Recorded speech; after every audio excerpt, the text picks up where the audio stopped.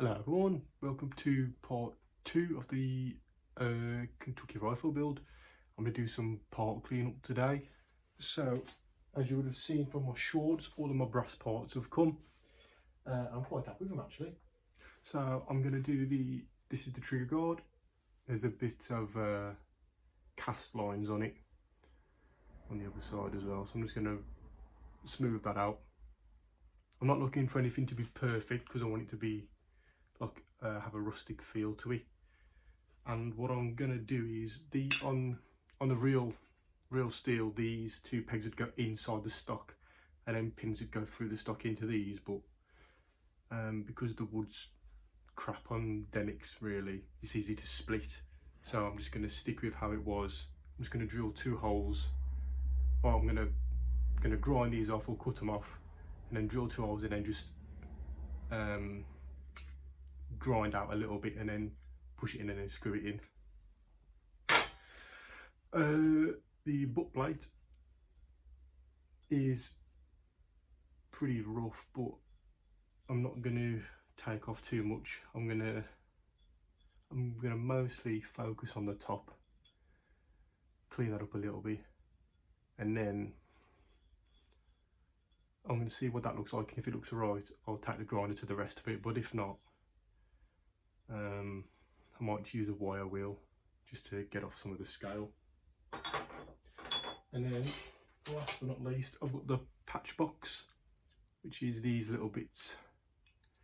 So one side will go like that, the other side will go like that. This is really nice, really thin brass. It came with the screws and the springs, because if you was using it really, it'd lift up if it was on the rifle, so you can get all your cleaning stuff and patches. So I just got to cut it down. I've marked where the stock is, because this is like Lungo, it's made for an actual one, and I think the stock's a bit short. So I'm going to cut them down and I'm going to grind a little latch down, because I've already started removing a bit of area so it'll slot in. So yeah.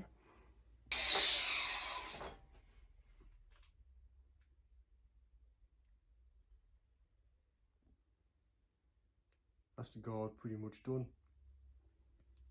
I'm going to go in this small little recesses with a Dremel and a little grinder. But I've taken the tabs off and flattened it, so I won't bore you with watching me grind the rest. I'll just show you when I'm done them. Quick note about screws as well. I'm not bothered about historical accuracy with this, because mostly they'd use slot screws because it'd be easier for them to make. I'm just using normal Phillips ones. So as you can see in the side plate, I don't have to do any tidying, but that's what it'll look like. They're blending. So I'm just going to do all the screws like that. I was going to use a hacksaw to cut them, but now I'm just going to use a grinder instead. It's easier.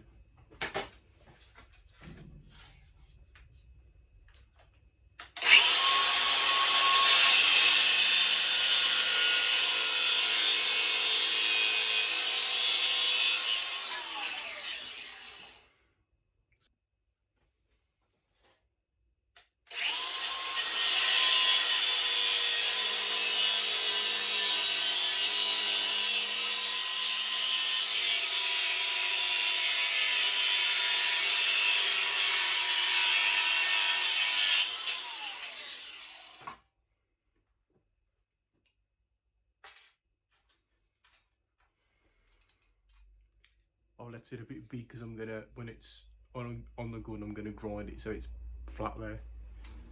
Yeah, it's really nice, really nicely constructed. This, you can see, I don't know, maybe able to see, we can see the brass is bent over a pin, and that's just part of the latch that's been soldered on. But yeah, really nice piece this.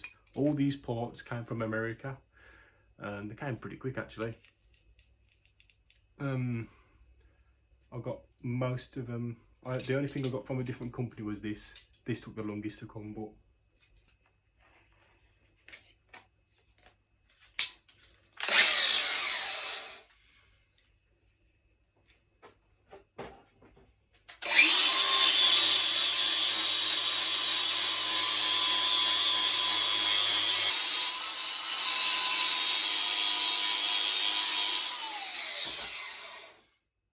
cleans up quite nice. I'm just going to quickly run over it with the grinder. I'm not going to take too much off because it's thin here. But all the brass pieces have been cast, except for the patch box. That's probably just cut out of sheet metal and fabricated like a normal hinge. But yeah, for this, it's going to be attached the same way. I'm just going to put 2 holes in here and then take out a chunk in the stock so it's flush and then screw it on. I might have to add a piece of wood on the stock because it's got more of a curve on this as, but I'll see when I do the fit up.